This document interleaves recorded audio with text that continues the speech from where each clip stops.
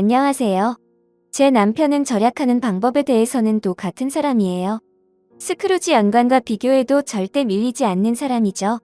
구두쇠 선발대회를 열면 아마 1등은 제 남편 차지일 겁니다. 어찌나 절약을 잘하는지 저희는 집에 텔레비전 한 대 없이 30년 넘게 살았어요. 남편의 특기는 가계부 쓰기입니다. 남편은 아무리 술에 취해도 가계부 쓰는 일을 빼먹지 않아요. 남편의 이런 점 때문에 솔직히 결혼 초기에는 엄청 갑갑했어요. 목이 말라 음료수를 하나 사 먹어도 꼭 기억했다가 가계부에 적어야 했으니 숨이 턱턱 막힐 지경이었습니다. 그렇게 30년 동안 쓴 가계부만 30건이 넘어요. 저는 그런 자린고비 같은 남편 행동에 진절머리가 나서 가계부의 기억자만 봐도 치가 떨릴 지경이었어요. 한 번에 멀리 여행 갔다가 집으로 돌아오는 길이었어요. 1시간 정도 더 가야 집에 도착하는데 목이 너무 마른 거예요. 그래서 남편한테 물을 좀 사게 휴게소에 차를 세워달라고 했어요. 그런데 남편이 휴게소를 2개나 지나치는 거예요. 제가 왜 그냥 지나치냐고 묻자 미안하다고 깜빡했다고 하고는 속도를 내서 집으로 차를 몰았습니다. 집에 와서 냉장고에서 찬물을 꺼내주는 그의 모습을 보고서야 왜 휴게소를 2개나 지나쳤는지 알 수 있었어요. 남편은 우리가 조금만 참고 모으면 우리 자식에게 더 줄 수 있다며 부끄러운 아빠가 되기 싫다고 했어요. 그래서 하나뿐인 아들에게도 가계부를 써야 한다며 늘 절약을 강조했습니다. 사춘기에 접어들었던 무렵에 아들은 그런 아빠를 부끄러워하기도 했지만 저는 다 너를 위해 아빠가 아끼시는 거라며 아들을 진정시켰어요. 남편은 늘 우리 자식을 위한 거라고 강조했기 때문에 저도 갑갑하긴 했지만 조금 더 참고는 했어요. 이런 남편 덕분에 아마 우리 주위에 딱 한 사람만 없었으면 지금쯤 서울에 건물 한 채를 사고도 남았을 거예요. 그 딱 한 사람은 바로 아주버님입니다. 아주버님은 우리가 아끼고 참아가며 어렵게 모은 돈을 시시때때로 홀랑홀랑 털어갔어요. 저희 아주버님은 아주 특이하세요. 아주버님은 50이 다 된 나이까지도 일을 해본 적이 없습니다. 직업이 백수라는 얘기죠. 그런데 온 가족이 아주버님이 장남이라는 이유로 하늘을 떠발뜰 듯합니다. 그런 분위기 때문에 제 남편은 20대 초반부터 저와 결혼하기 전까지 아주버님의 생활을 책임졌대요. 남편은 대학도 가지 않고 돈을 벌기 위해 나무 일을 시작했어요. 주위에서 기술만 좋으면 빨리 돈을 벌 수 있다고 해서 나무를 깎고 가구를 만들고 주변에서 집 고쳐달라면 고쳐주고 할 수 있는 모든 일을 했다고 했습니다. 저는 그런 생활력 강한 남편의 모습이 든든해서 결혼을 결심하기도 했죠. 아주버님은 타고나기를 몸이 허약하게 태어났다는 핑계로 반백살이 될 동안 일할 생각조차 하지 않았어요. 그런 아주버님은 특유의 힘없는 목소리로 앓는 소리하는 게 특기입니다. 한 번은 이런 일이 있었어요. 아주버님이 초등학교 동창 모임을 다녀온 날이었죠. 20명 가까운 친구들이 모였는데 등산에 다녔다고 합니다. 술을 한 잔 걸치고 오셨는지 집에 가는 길에 들렀다며 우리 집에 술 한 잔 더 하자고 찾아왔어요. 그런데 아주버님이 술을 마시면서 신세한탄을 하시는 거예요. 그 특유의 앓는 소리로 말이죠. 등산 갔는데 다 좋은 것 입고 다니더라. 너만 시기 아니지? 걔네 집 찢어지게 가난했는데 교수 되더니 팔 잡혔더라고. 부인이 요즘 유행하는 브랜드 옷만 사준다나? 나만 허름한 옷에 밑창 달아 떨어질 것 같은 운동화였어. 결국 정상 다가가서는 밑창이 떨어졌더라니까. 죽을 뻔하다 살아 돌아왔어. 너 오늘 나 못 볼 뻔했다니까? 재수씨, 저 못 보실 뻔했어요. 에휴, 돈 없으면 스민하시고 가만히 있어야지. 내 주제에 무슨 등산이고 취미야? 남편은 아주버님한테 특히 약합니다. 이상하게 아주머님한테만 쭉 그랬어요. 그런 아주버님이 남편 앞에서 죽을 뻔했다는 등 신세한탄을 늘어놓으니 남편 얼굴색이 어두워지는 겁니다. 다음날 아침 남편에게 제가 말했어요. 당신 혹여라도 아주버님 등산복 사줄 생각 말어. 우리가 우리 애 먹이고 입히려고 얼마나 아꼈는데. 아, 나 당신이 돈 없다고 해서 지난달 고등학교 동창들이랑 여행 못 간 것도 알지? 아주버님한테 뭐라도 사줬다가 걸렸다간 봐. 그런데 제 말이 통할 것 같았으면 제가 이런 하소연도 안 하고 있겠죠. 남편은 그 길로 아울렛으로 가 등산복부터 신발, 등산 장비까지 아주버님에게 싹 다 맞춰드렸습니다. 아니, 그 자린고비 남편은 어디 갔나요? 그날만큼은 돈 잘 버는 대기업 임원인 것 마냥 카드를 긁어댔는데 당최 남편은 아주버님이 돈을 쓴다고 하면 뇌정지를 일부러 시키는 건지 계산이 서질 않는 것 같아요. 저는 뭐에 홀린 것 마냥 아주버님이 사겠다는 대로 카드를 긁어주는 남편을 팔짱 끼고 바라볼 수밖에 없었어요. 한 번도 제 옷은 저렇게 속 시원하게 사준 적 없는 남편이 미운 마음이 들었고, 저렇게 우리가 아낀 돈으로 등산복이나 살고 있는 아주버님이 한없이 원망스럽습니다. 이렇게 우리가 못 쓰는 돈이었으면 진적 동창들이랑 여행이나 다녀올 걸 하고 엄청 후회했어요. 아주버님의 본 모습을 확실히 알게 된 사건은 따로 있었습니다. 1년 전쯤이었던가요? 아주버님이 이런 감염병 코시국에 갑자기 가게를 열겠다고 하는 거예요. 당시에 많은 사영업자가 버티다 못해 사업을 접고 심지어 생을 끊는 사람도 있다고 뉴스가 나오던 데라 저는 아주버님을 뜯어 말리고 싶었어요. 아주버님이 무슨 돈이라도 모아놨던가요? 분명 돈 없다고 가족들에게 손을 벌릴 것이 뻔하고, 그럼 분명 저희한테도 돈을 달라고 할 텐데 반가울 리 없는 소식이었어요. 혹시나 했는데 역시 나였습니다. 번번한 직장 한 번 없던 무직자에게 대출이 잘 될 턱이 있나요? 대출이 안 나오니까 또 제 남편을 잡고 늘어지는 겁니다. 등산복, 신발, 장비는 그렇다 치고 가게라니요. 그것도 코시국에요. 하던 사람들도 문 닫는 마당에 도저히 이건 제가 감당하기 어려울 것 같아 당시에는 저도 강경하게 나가자고 마음을 먹었어요. 당신 제정신이야. 이 시국에 창업이라니. 자영업자들 버티다 못해 다 접고 포기하는 건 몰라서 그래? 우리 집 앞 가게들도 봐봐. 문 닫는 곳이 한두 군데가 아니잖아. 아주버님한테 돈 내어주기만 해봐 정말.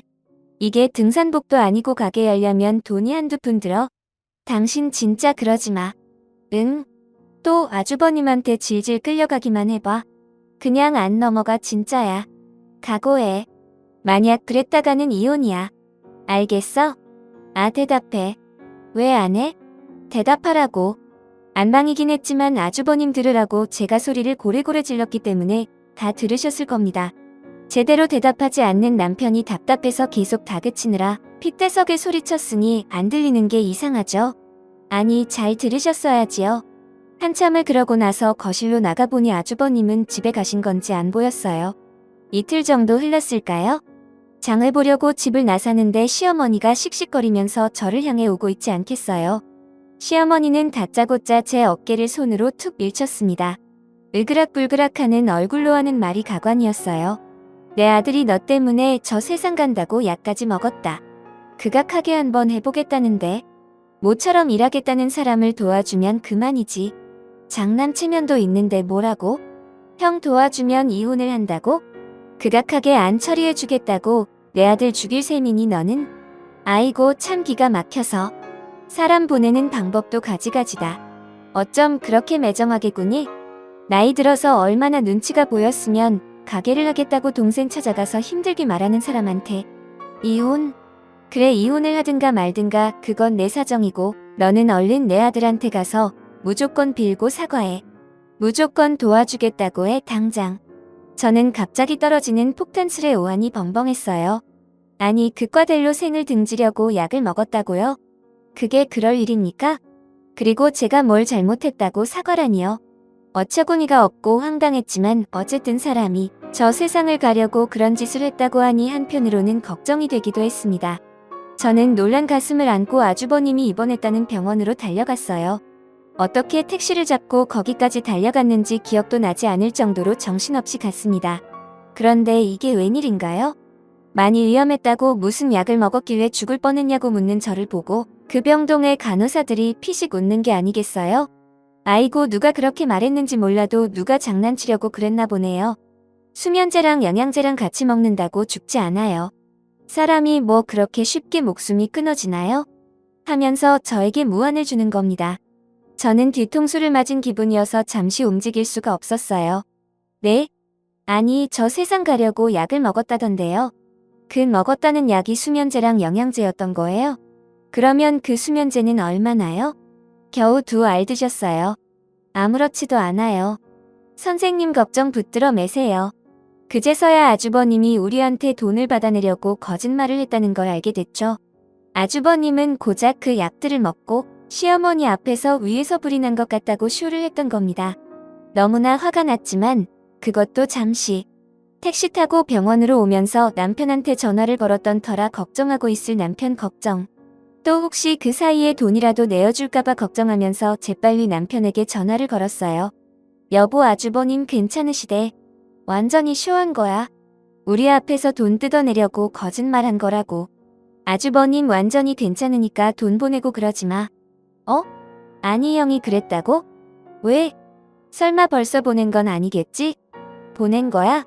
제 남편은 왜 이렇게 아주버님한테 약한 걸까요? 아주버님이 진짜 세상을 떠나려고 그런 걸 먹은 줄 알았던 남편은 그새를 못 참고 이미 창업 비용을 보내줬다는 겁니다. 그것도 무려 1억 원이나요. 시어머니고 아주버님이고 너무너무 얄미워서 병원에 있는 모든 사람들한테 아주버님이 가족 모두를 속이려고 꾸민 쇼라고 말해버리고 싶었어요. 그런데 이미 죽다 살아온 것처럼 금지우겨 바드를 쓰다듬는 시어머니의 형이 본인이 창업 비용을 주지 않아 세상을 떠나려 시도했다는 걸로 알고 수척해진 남편까지 내가 아무리 말해봤자 나 혼자 싸우기에는 역부족으로 느껴졌어요. 시어머니는 무슨 거짓말을 하냐며 저를 잡을 게 뻔했고요. 그래서 그냥 아주버님이 꾸민 쇼라고 밝히는 것을 포기해버렸어요. 목숨까지 걸고 쇼를 하는 양반인데 무슨 짓이든 또 못할까 싶기도 했고요. 그렇게 1억 원을 제 뜻과 달리 아주버님에게 드게 된 이후로 남편은 제 눈치를 엄청 보기 시작했어요. 안 그래도 평소에 좀 눈치를 보는 것처럼 행동을 해서 마음이 안 좋았는데 이 사건 이후로 눈치를 몇 배로 많이 보게 된 것입니다. 그날 이후 제 입에서도 남편에게 좋은 말이 나가지 않았어요. 평생 아끼고 살면 뭐해, 남 좋은 일만 시키는데 내가 이렇게 살려고 이 사람이랑 결혼했나. 남 줄 줄 알았으면 내가 다 쓰고 살았지 하면서 툴툴대는 소리가 하루에도 수십 번은 나오는 거였어요. 하지 말아야지 해도 가슴이 하도 답답하니 숨 쉬는 것처럼 자연스럽게 투덜거림이 튀어나왔습니다. 그렇게 남편은 점점 더 제 눈치를 보게 됐고 남편은 침실보다 거실 소파에서 자는 날이 늘어만 갔어요. 그러던 어느 날이었어요. 그날도 마찬가지로 저도 모르게 툴툴거리고 있었나 봐요. 평소에는 염치 없어 하던 남편이 갑자기 무슨 자신감이 생겼는지 큰 소리를 치는 거였어요. 그만해, 이제 내가 당신한테 평생 잊지 못할 선물 주면 될 거 아니야. 그럼 이제 그만할 거야? 아이고, 선물이라고는 아주버님한테만 할 줄 아는 사람이 뭐 얼마나 근사한 선물을 주려고? 나한테도 뭐 1억 원이라도 주게. 당시에는 남편도 너무 미웠을 때라 무슨 꿍꿍이인지 궁금하지도 않았던 것 같아요. 그저 아주버님이라면 사죽을 못 쓰는 남편이 더 이상 아주버님한테 끌려다니지 않았으면 하고 기도를 드릴 때였으니까요. 남편은 샤워를 마치고 나와 안방 화장대에 앉아 머리를 말리고 있는 제 눈을 가리고는 저를 일으켰어요. 그리고는 거실로 저를 끌고 나왔습니다. 이게 대체 무슨 일인가 싶었지만 그래, 어떤 노력을 했나 궁금하기도 해서 못 이기는 척 따라 나왔어요. 식탁 앞에 가니 남편이 이제 눈을 떠도 된다고 하더라고요. 눈을 쉬며시 떠보니 글쎄 케이크와 웬 서류 봉투가 놓여 있었어요. 케이크는 제가 좋아하지만 남편한테 사달라고 했다가 비싸다고 몇 번 거절당했던 딸기가 가득한 생크림 케이크를 사놨더라고요. 아니, 이게 뭔데? 한번 열어봐. 당신한테 평생 잊지 못할 선물 준다고 했잖아. 이게 뭐길래 저렇게 의기양양할까 하는 생각을 하며 종이 봉투를 들어서 안에 들여다왔습니다. 무슨 계약서가 있는 것 같았어요. 뭔데 그래? 안에 있는 종이를 꺼내보니 글쎄 사자고 할 땐 거들떠보지도 않던 신시가지의 34평 아파트 매매 계약서가 아니겠어요? 계약자 이름은 제 남편. 제 눈으로 보고도 믿기지가 않았습니다. 아니, 이거 내가 사고 싶어 했던 아파트 아니야? 이거 당신이 산 거야? 오늘날 전에 계약한 거야? 이 아파트 샀어, 당신이? 믿을 수가 없어서 여러 차례 똑같은 질문을 얼마나 많이 했는지 모르겠어요. 뿌듯한 미소를 지으며 남편이 끄덕였습니다. 그래, 그 아파트 이제 우리 집이야. 당신 10층 정도면 적당하겠다고 했었잖아. 최근에 급매로 나온 물건을 보니 10층이더라고. 그래서 돈 모은다고 고생 많이 했는데 서프라이즈 선물 주고 싶었어. 30년 동안 고생 많았지? 미안하고 고마워. 저는 너무 감격스러워서 눈물을 흘렸습니다. 그동안 목이 마르다고 해도 물 한 병을 안 사주고 집까지 와서 마시기에 서운하고 짜증났던 마음이 한순간에 공중으로 흩어지는 기분이었어요. 그동안 고생했던 장면이 주마등처럼 흐르자 눈물을 주체할 수 없게 됐어요. 그래서 저는 남편을 끌어안고 엉엉 울고 말았습니다. 아유, 평생 못 잊어. 짠 돈이네. 남편이 이렇게 큰 돈을 들인 선물을 줄지 누가 알았겠어. 정말 못 잊어. 어떻게 이런 선물을 잊어. 아마 제가 평생 울었던 눈물보다 그날 흘린 눈물이 훨씬 많았을 것 같아요. 제가 하도 많이 울었더니 남편은 기뻐하기도 하면서 뭐 어쩌고 하기도 했습니다. 그렇게 저희는 새 집으로 이사갈 준비를 하게 됐어요. 이삿짐을 싸던 어느 날이었어요. 시어머님이 집으로 찾아와서는 아주버님이 장가를 가게 생겼다고 하시는 거예요. 무지개 나이도 많아서 결혼할 상태를 못 찾은 지가 한참이 되니까 결혼 전문 업체를 통해 국제 결혼을 준비하고 계셨던 거였어요. 베트남이었나 태국이었나 베트남 여자를 만나보고 태국 여자도 만난다고 했나. 관심도 없는데 시어머니는 이 여자가 어떻고 좋던지 한참을 설명했어요. 갑자기 두려운 마음이 들기 시작했어요. 설마 장남한테 집까지 양보하라고 하는 건 아니겠지? 라고 생각을 하는 찰나 시어머니가 입을 댔습니다. 그런데 우리 장남이 결혼을 하겠다는데 제면은 살려줘야 하지 않겠니? 새 아가 보기에도 그렇고 이번에 산 너희 아파트 신혼집으로 꾸며서 보여주면 새 아가도 마음에 들어하지 않겠어? 우리 장남 기도 사이고 말이야. 아니 이게 무슨 자다가 봉창 두드리는 소리인가요? 저랑 남편이 뼈 빠지게 일하고 아끼고 모아서 어떻게 마련한 집인데요. 우리가 30년을 구두쇠처럼 안 쓰고 모아가며 마련한 집을 이렇게 말 한마디로 빼앗으려 한다는 사실이 소름 끼치게 싫었습니다. 이 인간들 때문에 30년 애써온 게 3초 만에 물거품이 되는구나 하는 생각에 몸이 부들부들 떨리기 시작했어요. 보아하니 아주버님은 나서지 않고 뒤에서 그림자처럼 숨어서 시어머니를 조종하는 것 같아서요. 집을 넘기라고 말하는 시어머니도 너무 싫었지만 뒤에서 조용히 조종만 하고 모습을 드러내지 않는 아주버님도 소름 돋기 싫었어요. 저는 화가 너무 난 나머지 부들부들 떨리는 목소리로 처음으로 시어머니라는 사람에게 소리를 지르고 말았습니다.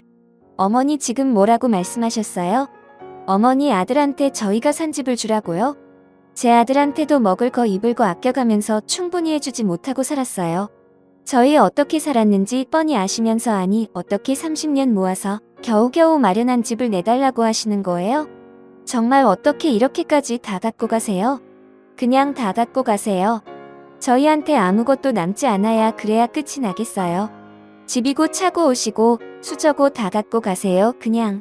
저는 너무 화가 난 나머지 30년 동안 참고 살았던 분노를 모두 담아 다 갖고 가라는 등 말도 안 되는 소리를 빽 질렀어요. 그런데도 시어머니라는 사람은 오리타분한 소리를 끝도 없이 늘어났어요. 아우 얘 왜 그러니? 장남이 큰 집에 사는 게 맞지. 장남이 바로 서야 집안이 다 잘 살게 되는 거 아니겠니? 정말 말도 안 되는 얘기를 늘어놓는 시어머니가 너무 밉고 화가 나서 그날은 이만 돌아가시라고 돌려보냈습니다. 국제결혼할 상대가 한국으로 들어올 날이 얼마 안 남자 아주버님은 결혼이 혹시 어그러질까봐 마음이 급해졌는지 저를 찾아왔어요. 그러고서는 저한테 한 말이 계속해서 머릿속을 떠나지 않았습니다. 아이고 재수씨 그렇게 돈 쓸 줄 모르고 아끼던 내가 갑자기 이유 없이 잘하는 줄 알아요? 겁나는 게 있어서 그래요 겁나는 게. 재수씨한테 말도 안 했죠? 그리고 제가 사업 시작했잖아요. 이게 대박 아이템이라 곧 돈 벌릴 것 같아요. 제가 나중에 다 갚을 거니까 제 혼사길 망치지 말고 좋게 협조하시죠. 아니 언제 이 사람이 저한테 집을 맡겨놨습니까? 찾아와서는 한다는 소리가 부탁이 아닌 협박주였어요. 어이가 없어서 혀만 내둘렀어요. 그런데 남편이 저한테 집을 선물한 게 겁나는 이유가 있어서라니요. 두통 무슨 말인지 알 수가 없었어요.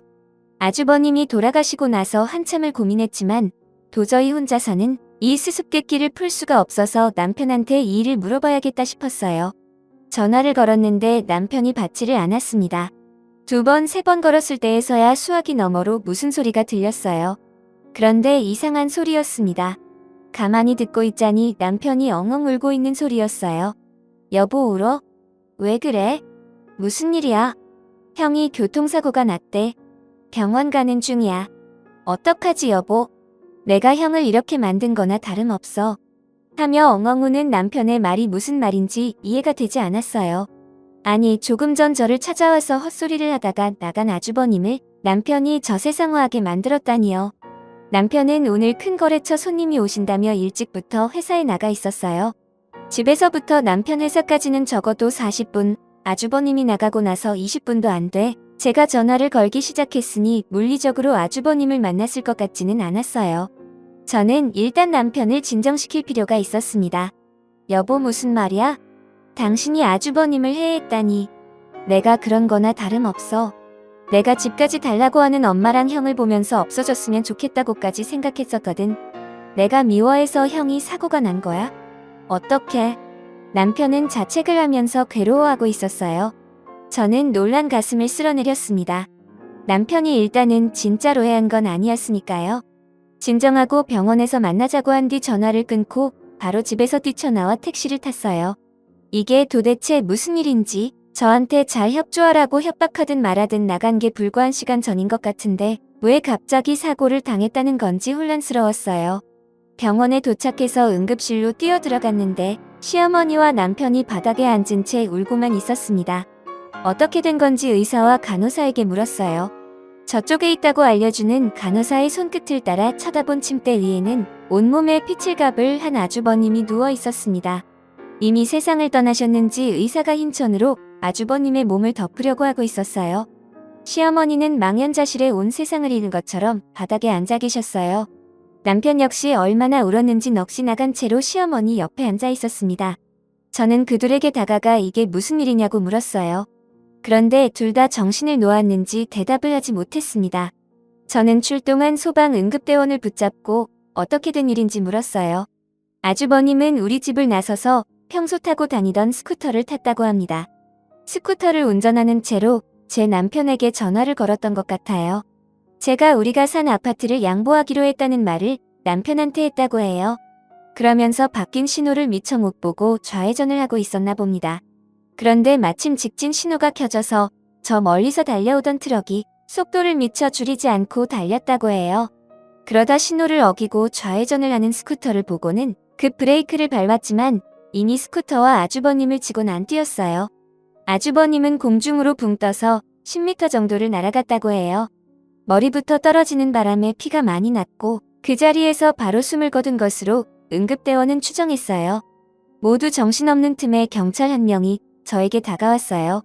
아주버님의 전화기라며 휴대전화를 건네줬습니다. 받아들은 휴대전화에 알림이 떠 있었는데 최근에 온 알람이 남편의 문자였어요. 아무 생각 없이 일단 눌러서 문자를 확인했는데 아니 제가 제대로 본 것이었을까요? 한참을 읽으면서 올라갔는데 점점 화면이 뿌옇게 보이더니 저는 하염없이 눈물이 흐르기 시작하는 것이었어요. 문자 내용을 쭉 흘어보며 알게 된 사실은 남편과 아주버님은 아빠가 다른 이부 형제였다는 것이었습니다. 남편이 한 번도 저에게 얘기한 적이 없어서 저는 까맣게 모르고 있었어요. 그런데 그동안 형이라는 인간에게 수도 없이 받은 문자가 모두 협박이었어요. 등산복으로 돈 좀 썼으니 이번엔 아버지한테 너 어디에 있는지 모른다고 넘어가 주마. 너네 아버지 출소하셨더라. 아 인사는 드려야지. 요즘 내 아버지가 자꾸 너 어떻게 사냐고 물어보시네. 돈 좀 보내라. 오랜만에 친구들 만났는데 맨날 얻어먹기만 해서 나도 좀 사야지. 아유 어제 만난 친구가 요즘 잘 나가는 사업 아이템 있다더라. 1억만 우선 보내봐. 재수씨 설득해서 사업자금 마련해. 안 그럼 주소 알려준다. 아버지가 너 참 좋아했는데 너 공격할 때 손맛이 죽여준다고. 돈 안 보내냐? 아버지 오랜만에 만나고 싶지?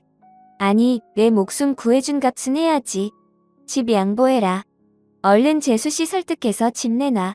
안 그럼 너네 아버지 존재 알린다. 끝도 없이 해코지 문자가 가득했습니다. 너무 놀라서 저는 당장 남편에게 달려갔어요. 도대체 어떻게 된 이야기인 건지 아버지가 남편을 때렸다는 얘기는 뭔지 물었습니다. 남편은 초점이 없는 눈으로 저에게 아버지란 인간에 대해 설명을 하기 시작했어요. 시어머니는 아주버님을 낳고 본인 전 남편과 사별을 하고 남편의 아버지와 재혼을 했다고 해요. 아주버님과 남편은 아버지가 달랐던 것이에요. 남편의 아버지란 사람은 매일 술을 마셨고 술을 마시면 주먹을 휘둘렀대요. 어찌나 싸움을 하고 다녔는지 옥에도 제 집처럼 드나들었다고 합니다. 그리고 개버릇은 남 못 준다고 남편의 생모에게도 손을 휘두르는 사람이었대요. 그래서 견디다 못한 남편의 생모는 어느 날 미안하다는 말 한마디를 7살 된 남편에게 남기고는 도망을 쳤다고 해요. 친모가 도망쳤다는 사실을 알게 된 아버지는 그 뒤로 남편에게도 손을 대기 시작했다고 했어요. 친모가 도망친 이유가 다 너 때문이라면서 아무 잘못 없는 제 남편에게 손을 올리며 화를 풀던 인간이었던 겁니다. 남편이 14살이 된 무렵이었을까요? 어느 날 갑자기 시어머니가 아주버님과 함께 집으로 찾아왔다고 해요. 새어머니가 된 거죠. 남편은 새어머니인 시어머니 품에 안겨 펑펑 울었고 남편 혼자 남겨진 모습의 시어머니 역시 불쌍한 남편이 되었어요. 남편이 너무 불쌍하다며 펑펑 울었다고 해요. 그리고 나중에 시아버지가 남편에게 손을 올린다는 사실을 알게 되었고 그 즈음 시어머니도 시아버지랑 사이가 틀어지면서 한참을 고민하기 시작했대요. 식당에서 허드렛일을 하며 아주버님 한 명 키우는 것만으로도 벅찼던 시어머니였으니까요. 한참 고민하던 시어머니한테 아주버님이 한마디 했다고 합니다. 엄마 얘 자기 아빠한테 맨날 혼난다면서요. 불쌍하잖아요. 우리가 데리고 가요. 그 말을 듣고도 시어머니는 고민했다고 해요. 무엇보다 남인 저희 남편까지 데리고 갔을 때 혹시 시아버지가 찾아올까봐. 그러다 본인 친아들인 아주버님까지 시아버지한테 당할까봐 걱정했던 것 같다고 남편은 말했습니다. 한참을 고민하던 시어머니에게 아주버님이 또다시 말했다고 해요. 엄마 얘 불쌍하잖아요. 우리가 구해줘요. 그 길로 시어머니는 친아들이 아닌 저희 남편까지 데리고 집을 나섰대요. 그 뒤 남편은 시어머니와 아주버님과 같이 함께 살았다고 해요. 시아버지한테 당하는 제 남편이 불쌍해 자기 친자식도 아닌 아이를 데리고 나간 거죠. 그때의 남편은 이런 시어머니와 아주버님이 마치 천사 아니 신처럼 보였을 거고요. 그리고 아직도 트라우마 때문인지 내일 모레면 50이 되는 남편인데 아버지라는 단어를 말할 때마다 부르르 몸을 떨었습니다. 남편은 이야기가 깊어질수록 14살 아버지에게 해를 입으며 살던 사춘기 시절로 돌아간 듯 했어요. 술에 취해 돌아온 아버지는 거의 매일다시피 남편에게 손을 올렸다고 하십니다.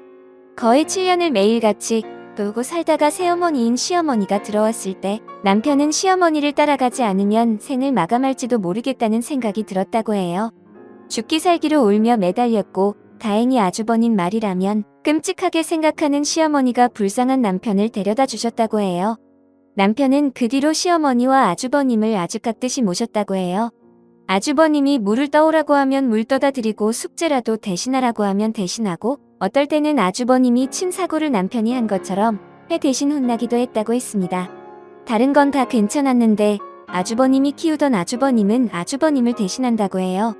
다른 건 다 괜찮았는데 아주버님이 키우던 강아지한테 약을 잘못 먹여 강아지가 죽었을 때 그때 시어머니한테 며칠을 혼났는데 그때가 제일 억울했다고 했어요. 얘기를 듣다 보니 30년 동안 몸만 다 큰 백수인 장남을 남편이 먹여 살린 것도 어쩌면 아버지에게 벗어나게 해줬다는 은혜로 알고 갖고 있었던 건지도 모르겠더라고요. 그런데 아주버님이라는 인간은 남편이 주먹을 휘두르는 아버지에게 도망친 노력이 무색하게도 남편의 아버지와 연락을 계속 주고받기 시작했대요. 단지 제 남편으로부터 돈을 뜯어내기 위해서였습니다. 남편이 가장 두려워하는 대상이 아버지라는 걸 이용해 제 남편을 평생 불안에 떨게 했던 것입니다. 그걸 깨달은 순간 저도 모르게 이 악마 같은 것은 천국에는 못 가겠구나 하는 생각이 들었어요. 남편은 얘기하는 내내 눈에 초점이 없었고 그런 그가 저는 너무나도 가여워서 내내 눈물을 흘렸어요. 저는 휴대전화를 주고 간 경찰에게 다시 갔습니다. 그리고 아주버님을 제 남편을 그동안 협박하고 괴롭혔던 가해자로 신고했어요. 또 친아버지라는 사람에 대해서도 제 남편을 어릴 때부터 괴롭혔던 가정폭력의 가해자로 제 남편의 피해자로 신고했어요. 또 남편의 아버지에 대해서 접근 금지 신청을 어떻게 해야 하는지 구박과 박대에 관련한 사건을 전문으로 하는 능력 있는 변호사는 어디서 연결을 받을 수 있는지 경찰한테 다 물어봤어요. 솔직히 돈이 얼마가 된다 해도 내 남편을 지킬 수만 있다면 아끼고 싶은 마음이 들지 않았습니다. 제 남편을 안전하게 지키고 불안에 떨게 하지 않게 할 수만 있다면 그 새로 산 아파트라도 팔아서 그렇게 해주고 싶었습니다. 장례식은 어떻게 치렀는지도 모르겠어요. 아주버님이라는 악마 같은 작자가 꼴도 보기 싫었지만 제 남편이 여전히 생명을 잃고 있는 것 같아요. 제 남편이 여전히 생명의 은인으로 여기는 것 같아 내내 장례식 빈소를 같이 지켰어요. 장례식을 마친 뒤 남편 얼굴을 보니 많이 헬스케져 있더군요. 그런 남편을 저는 따뜻하게 기회가 있을 때마다 꼭 안아주었습니다. 당신은 착해서 사람 미워할 줄 모르니까 이제부터 내가 대신 미워할게. 지금부터는 나도 당신 옆에서 같이 싸울 거야. 당신이 혼자 불안한 일 없게. 당신 친아버지라는 사람이 우리 가족 옆으로 절대 오지 못하게 내가 꼭 막을 거야. 당신 혼자 하려고 하지 마. 여태 너무 오랫동안 당신 혼자 했어. 그러니 이제 나랑 같이 해. 장례식을 마치고 며칠이 지나고 나서야 왜 제 남편이 이렇게까지 아끼며 살았는지가 이해되기 시작했어요. 본인은 굶더라도 자식에게는 늘 따뜻한 밥을 먹이고 싶다던 그 사람은 자신의 아버지와 똑같은 사람이 되기 싫어서 애를 쓰며 살아났던 것이었습니다. 평생을 안고 있던 불안감을 저에게, 우리 아들에게 똑같이 느끼게 하고 싶지 않았던 것이었어요. 그래서 30년이라는 그 세월을 제가 눈치채지 못하게 혼자 아파하며 꼭꼭 숨겼던 거였어요. 아주버님이 해코지 문자를 보내 답장을 해야 하며 슬며시 베란다로 나갔다 오던 남편이었음을 저는 그제서야 알게 되었습니다. 여태 그것도 모르고 자린고비처럼 산다고 투덜거리고 불만을 참지 않고 표현했던 제 자신이 부끄럽게 느껴졌어요. 사랑하는 가족들에게 불안감을 전달하지 않기 위해 꼭꼭 숨기고 숨기던 제 남편이 저를 봤을 때 얼마나 철이 없어 보였을까요? 너무나도 미안해서 저는 남편을 꼭 껴안고 하염없이 울었습니다. 여보, 나한테 얘기를 하지 왜 혼자 다 떠안고 살았어? 나한테 얘기했으면 같이 싸웠을 텐데 정말 미안했어. 혼자 외롭게 싸우게 해서 정말 미안해.